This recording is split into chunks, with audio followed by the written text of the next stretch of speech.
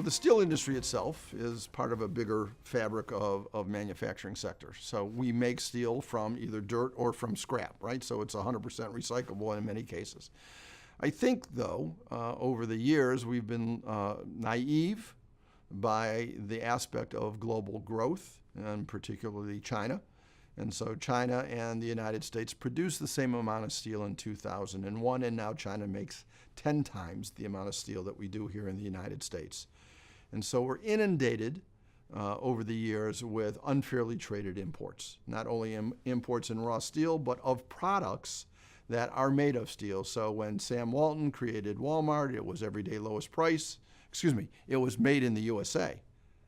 That's where Walmart was in its creation. Sam Walton, made in the USA. After he dies, it's converted to some other younger, brighter thinkers, and it's everyday lowest price. So I think we have been at an economic war on the industrial base. I think China has unfairly traded many of the aspects that have hurt our ability to take undereducated individuals and allow them to have a productive life in industry. So I think people have started to realize that if we don't have trade schools and people who can actually have skills coming out of our high schools and our community college, we can't all just be service. Somebody has to make something. Somebody has to fix something. And so I think as like any pendulum that has gone too far in one direction, the pendulum is starting to swing back, but very slowly coming back from where it was.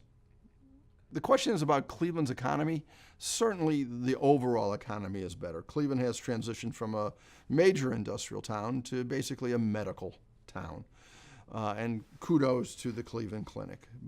But to some degree, I'm not, as somebody who has grown up in the industrial sector, not a big believer in the service economy. Service economy is trading the same dollar over and over again and not really generating GDP growth. So I think to a great degree we have to understand that Cleveland's foundation is still an industrial base.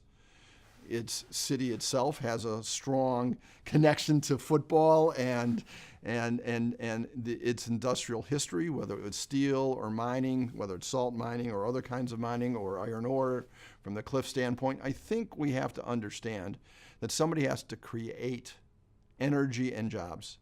And that job isn't always from a service perspective. It is from actually making things from the earth. And so Cleveland can do well in the service economy, as it has done on transitioning to a lot of medical opportunities. But I do think that we're in kind of a renaissance in real estate. But people really need to understand that basic industry is still part of the fabric of Cleveland, Ohio.